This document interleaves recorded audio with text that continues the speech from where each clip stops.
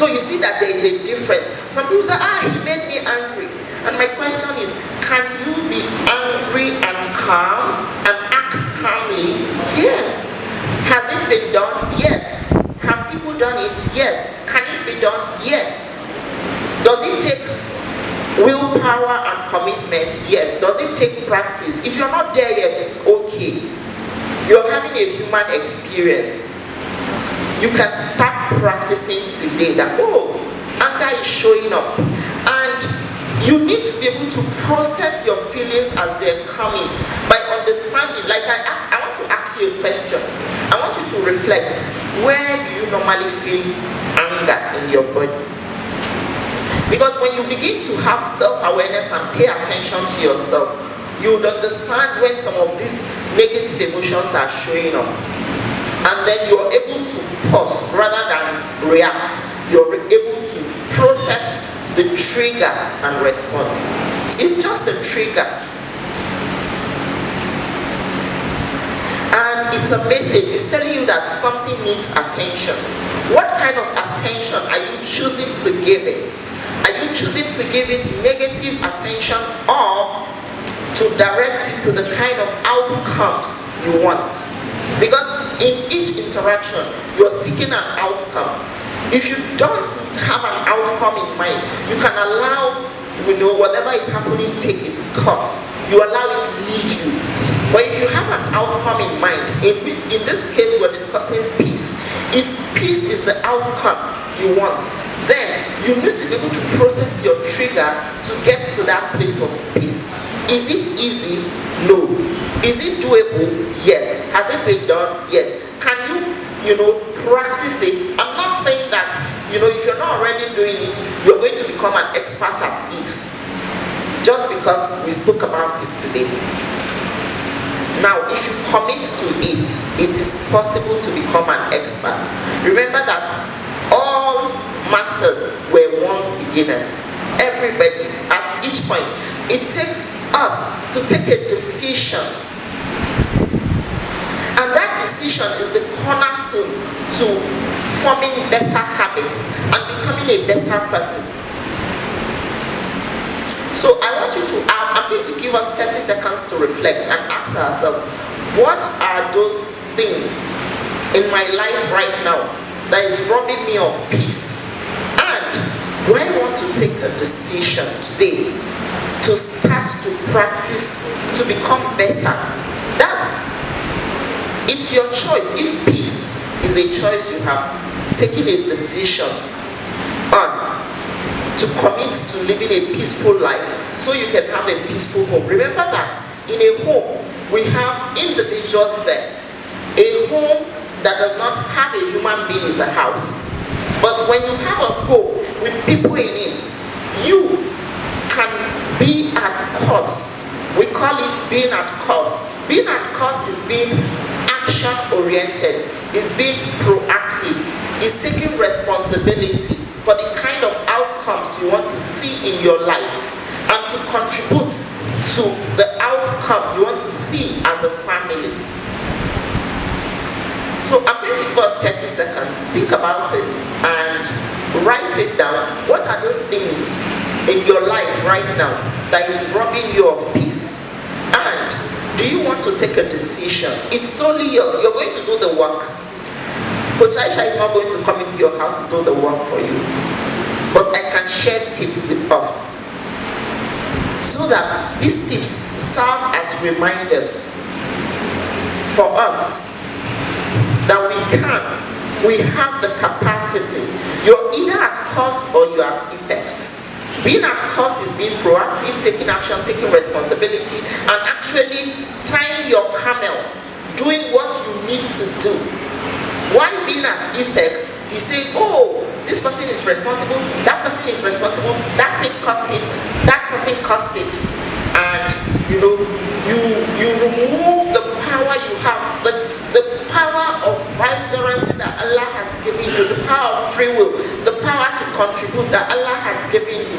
You remove it from the equation. And now it's time for the 30 seconds. Okay, let me try it. I would like to know. Thank you.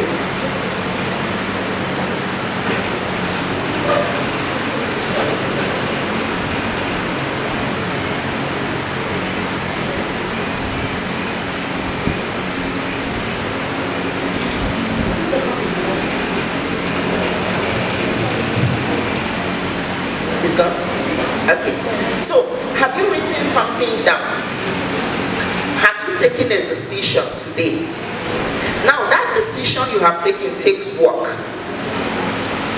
I've mentioned that whenever we take a decision, right, when we have committed to peace in this instance, it's at the level of mind, which is mental, at the level of heart, which is the emotional, processing our emotions, then at the level of body, which is now translating it into action. I want to remind us of the hadith of Rasul sallallahu alaihi wasallam, whereby a Bedouin came to the mosque and then he left his camel and he was going into the mosque, and the Prophet sallallahu alaihi wasallam asked him, "How about the camel?" He said, "I've left the camel under the care of Allah." And the Prophet said, "Go back, tie the camel, then leave it under the care of Allah." So, whenever we want to see a change happen in our lives, we're making du'as about it.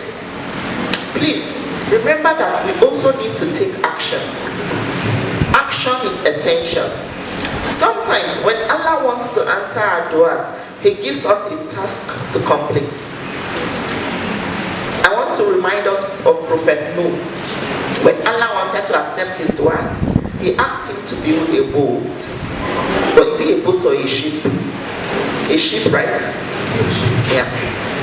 And then what happened? He went back to Allah and said, "Allah, they messed up the ship." And Allah said, "Don't worry." And because of he tying his camel so many centuries ago, we're all here today because our ancestors got into that ship.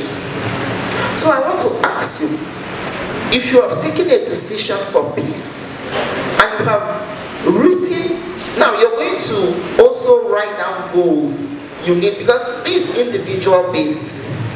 Whatever is pricking you is unique to you. So you have taken a decision, you have written down the decision.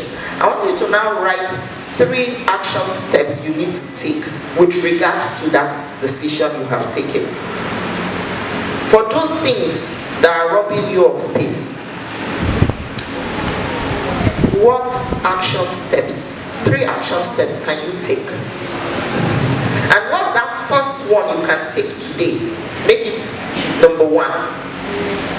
What's that first step you can take today to enhance the peace in your heart and in your home? Because it's not about us coming here and sharing tips and then going back and say, we discussed this. But what are you committing to doing? How are you committing to building your ship? Allah has given us all the resources we need. We have all the resources.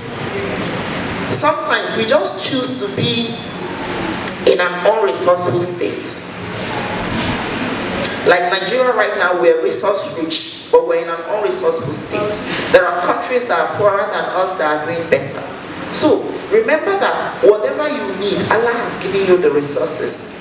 It is your commitment to using those resources that would cause the change you want to see in your life and in your home. We have all the resources we need. Allah has given us a lot of gifts.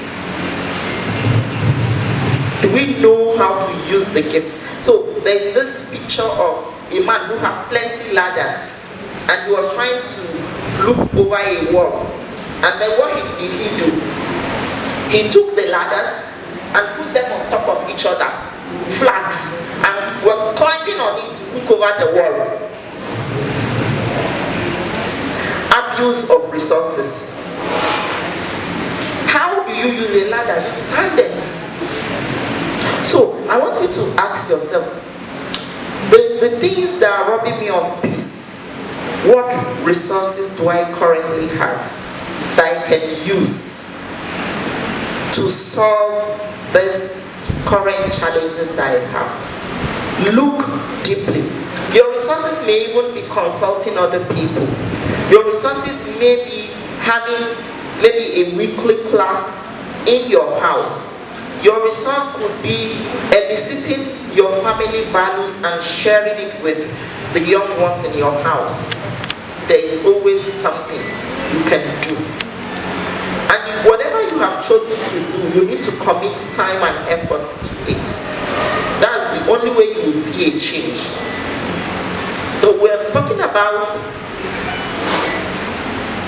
the mind, learning what we need to learn, and we have spoken about understanding how to actually process what is happening.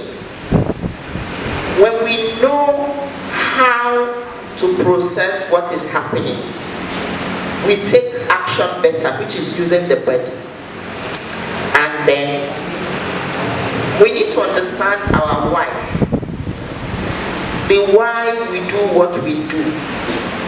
Are we tying it to our purpose on earth? Because Allah has told us He has created us only to worship Him. He has created men and jinn only to worship Him. So, are we doing all this in alignment with our purpose for being here? Are we seeking peace in alignment with our purpose for being here on earth? Is the intention for the peace to worship Allah? Because when we don't align our intention to our purpose, we can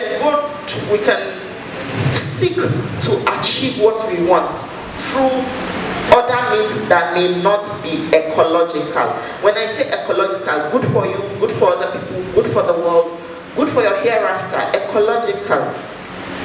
So when we don't, because there are times when we seek peace and we don't have healthy boundaries around what we're doing. I do family life and business, consulting, and sometimes when couples come to me,